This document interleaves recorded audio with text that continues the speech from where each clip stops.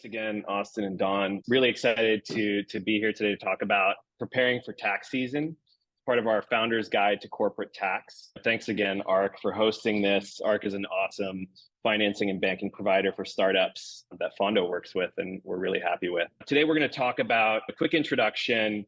We're going to go over the different types of startup taxes.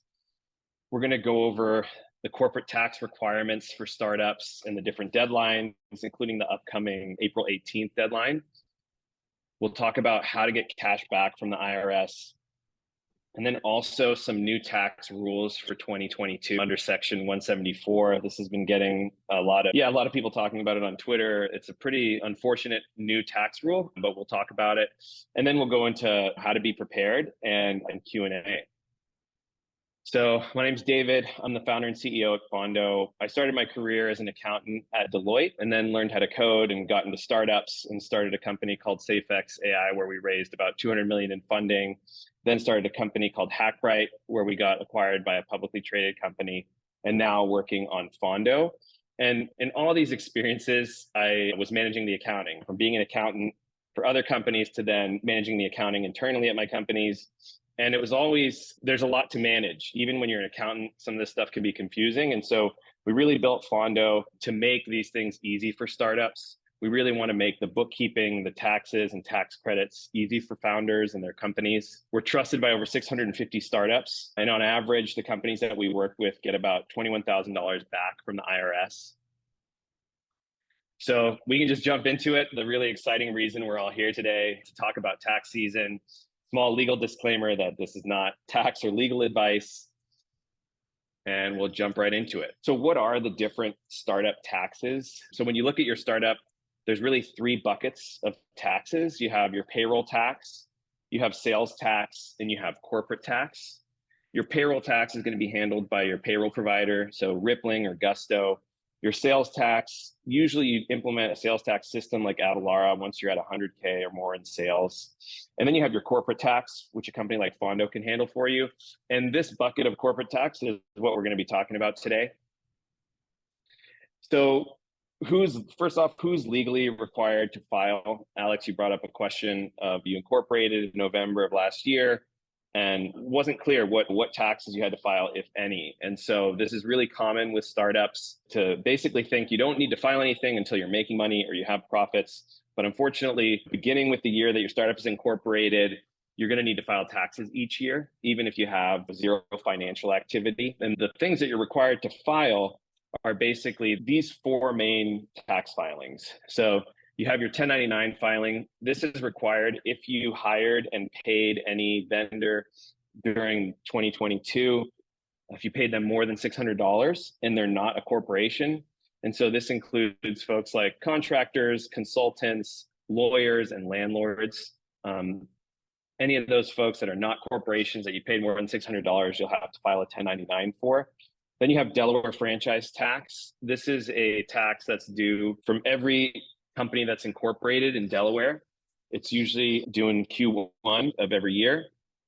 Then you have your federal corporate tax and your state corporate tax. These are the main two taxes that most of us know about. And with each of these, there's filings and there's amounts, various amounts owed. And so how much will your startup owe for each of these deadlines? So when it comes to the 1099s, those are just informational filings where you're telling the IRS like how much you paid somebody. The Delaware franchise tax starts at about $450 per year. It then goes up depending on how much cash your startup has. So for every $1 million in assets, this will go up by about $400. Then you have your federal taxes, where if you're not profitable, you're not going to owe anything to the IRS. However, with this new tax rule that we mentioned earlier, Section 174, this kind of changes the math, and more companies might have to pay taxes. On the state side, it varies depending on the state that you're in. For example, California has an $800 minimum franchise tax, but these are all calculated and paid by whoever's filing your taxes. And then one thing I mentioned is that companies that we work with on average get about $21,000 back from the IRS. And so that's a big question from a lot of startups is, can you really get cash back from the IRS? You definitely can. And what's interesting is you don't need to be paying income tax in order to take advantage of some of these tax credits. So the main one is called the R&D tax credit, and it's actually a refund against your payroll taxes, and it's up to $250,000 each year. And again, you don't need to be profitable for this one. You just need to have R&D payroll in the US. The way it's calculated, again, is based on your payroll and your head count. So in this example here, if you have 6 to 10 employees in the US, paying them 75 to 100K, they're spending about half their time on R&D, you can expect to get $23,000 to $46,000. And again, this varies on how much you're paying folks, how much time they're spending on what's considered R&D.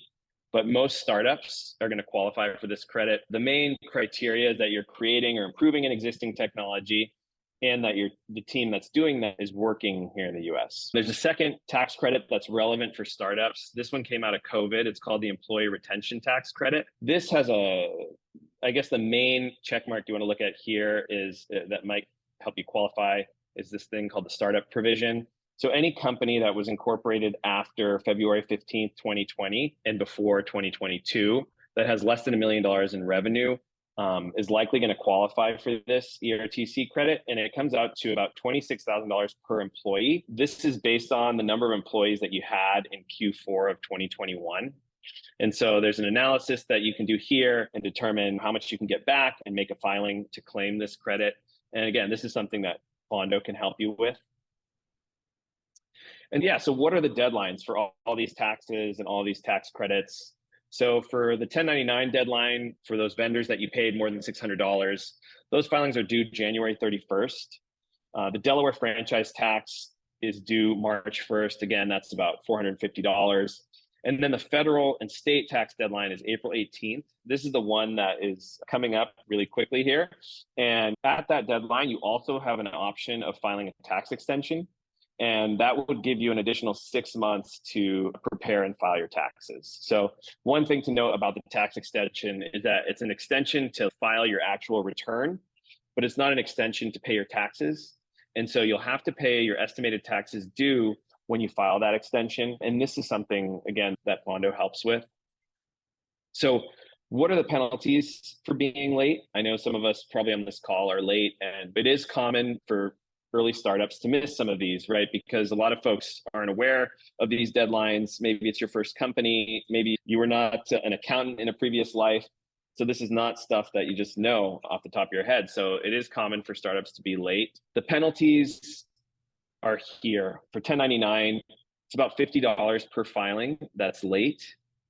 For Delaware franchise tax, it's $200 for a late filing, and then 1.5% interest per month on the outstanding balance. So it's not a huge penalty cash-wise. The biggest gotcha on the Delaware franchise tax penalty is that your company is going to be in what's called bad standing in Delaware. And where that matters is if you're working with a lender, ARC, or you're working with a payment processor like PayPal, or you're doing fundraising, anyone who's doing due diligence on your company is going to look at the corporate status of your company. And Delaware is probably one of the first places they look to see if your corporation is in good standing. And so when you miss this deadline, you're in bad standing. And then you have those risks of vendors turning off your access or not qualifying for certain financings. So it is important to just make sure you get this filed on time. And if you're late, it's fine. It's just you want to handle this as soon as you can. On the federal and state side, on the federal side, it's about 5% of unpaid tax. But again, as a startup, you probably don't owe any tax on the federal level. So that's not the huge risk. But the biggest downside of that is you can't claim those R&D tax credits we talked about earlier. If you don't file an extension or you don't file on time, you miss that opportunity to claim those credits. And then on the state side, it varies state by state, usually pretty similar to the federal penalties of 5% of the unpaid tax. There are other common setups that we see with a lot of startups. If you have global operations, you might have a Delaware C Corp parent company and then an overseas subsidiary. And if this is the case for your company, there are some additional forms that need to be filed with your return. And they're important because they carry much larger penalties. So you have to file a form disclosing any shareholders that own more than 25% that are not from the US. You have to file forms disclosing any bank accounts connected to your companies that have more than $10,000 in them. during the year. And then finally, you have to file this form 5471, where you disclose all the financial activity about your subsidiary as well as all the ownership. And again, these ones are relevant because they carry big penalties, $25,000 for the shareholder filing, 10,000 for the banks, and then 10,000 for the subsidiary. And it's like per infraction. So if you have multiple subsidiaries or multiple shareholders or bank accounts, these really add up, but they can be avoided. Like all these penalties we're talking about can be avoided just by filing on time or filing an extension. So that's really important to remember. So now we can jump into the new tax rules that affect the way that startups are paying their corporate taxes. This is called Section 174. If you're looking for some light reading tonight, you can look it up. It's basically beginning with 2022, R&D expenses are no longer fully deductible. And so what that means is these costs here related to product development, creating or improving existing technology, the work that your startup is doing to innovate, all these costs associated with that, from the indirect costs like office rent, utilities, the direct costs like payroll, health benefits, the contractor payments you're making, all of these costs, unfortunately, you can no longer take as a deduction against your revenue beginning with 2022. And so what that looks like is an example here. So before these rules came out, if you were a startup with 400,000 in revenue, 300,000 in payroll costs related to R&D, 100,000 in other expenses, so your total expenses would be 400,000, your revenue is 400,000. So again, on the federal level and the state level, you're taxed on your net income. And so in this scenario, you have no taxes because you have no net income, right? So zero net income against the tax rate is going to be $0 owed to the IRS. So it's pretty simple math in prior years. And again, you don't need to be paying the IRS corporate income tax in order to take advantage of the tax credits. And so you would be able to claim that R&D credit.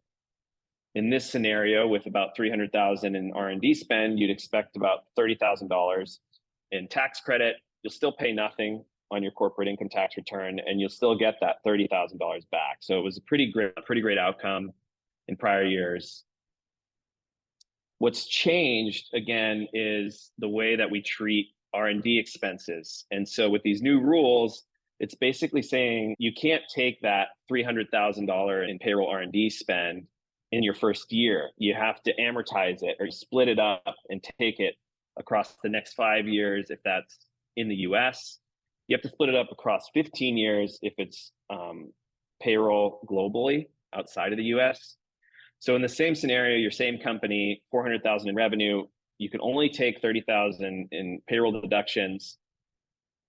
You still have your 100,000 in other expenses. So nothing has changed about your company, but the total amount of expenses you conduct has changed. And now you end up with what looks like $270,000 in profit. And this leads to taxes. Under the old rules, this was zero. Again, now with these new rules, it's showing a profit. And so you're going to owe, based on the tax rate, about $56,000 in taxes. And this is significant. And this is why you'll see on Twitter, there's a lot of people in the startup community arguing against this and saying that it's unfair to startups. And it actually has like bipartisan support to repeal these new tax rules. And they were up to be repealed in January, and it didn't happen. And so there's still a chance that these rules are going to get repealed. However, they haven't yet. And we're forced now to deal with this reality and prepare for it and prepare our taxes in this way. And so under this new scenario, what you can do to offset this amount of tax owed is, again, do that R&D study, get that R&D tax credit, which will get you that $30,000. It'll reduce the amount that you owe to the IRS. So you end up paying about $26,000 in this scenario. Again, very different from prior years where you'd actually end with $30,000 in your startup's ARC account. Now you're going to end up owing almost $30,000 to the IRS. So it's definitely one of these new rules that you have to look out for and prepare for. And yeah, so what do you need to do to be prepared? So going into tax season, these are the main things that you need to provide your tax preparer. So you're going to need your financial statements. This is your profit and loss, your balance sheet. You're going to want this organized in some accounting system. We see QuickBooks, really popular. Puzzle is a new one that's really popular with startups. You're also going to need your payroll tax returns. You're going to need your IRS EIN letter, and then your state tax IDs for any states that you're registered in, as well as your cap table. And yeah, so how can Fondo help with these types of things? We're like a done for you accounting platform. And so you can think about it as onboarding once with Fondo and then getting all of these things handled for you, the bookkeeping, taxes, and tax credits for your company. Fondo basically connects to all the tools that your startup's using. So you can add us to your ARC account, your payroll system, cap table management, accounting system. And if you don't have an accounting system, we can set it up for you. And then what we do is connect it all to Fondo so that we can generate your financial statements for you. We can pull the payroll tax returns for you. The IRS EIN letter, you just upload to the app. Same with the state tax IDs. You can connect your cap table to Fondo. And basically, this is like what an onboarding process looks like. And you can set and forget it. And then once you're onboarded and have these things done, you'll start to get your bookkeeping done. So your financial statements, which you'll use for your tax returns and for doing these R&D analysis. Your taxes will be filed on time through our annual subscription called Tax Pass. And then you'll also have someone optimizing your tax credits to make sure you can minimize the amount that you owe to the IRS and hopefully end up getting some money back. And it's all done through one dashboard. And so you'll have cash insights, runway insights, as well as the status of your tax returns in your dashboard, plus a dedicated team. And so on the back end, we have a team of experienced accountants that are doing all this work for you and making sure you're, again, maximizing your deductions, optimizing your tax credits, and just not paying any penalties. So yeah, so if you need any help, we definitely would love to support you. If you haven't filed a tax extension yet, we can definitely help you with that. We do that for you for free when you sign up for Tax Pass. And Monday is our deadline for getting started with that so that we can get it filed for you on time.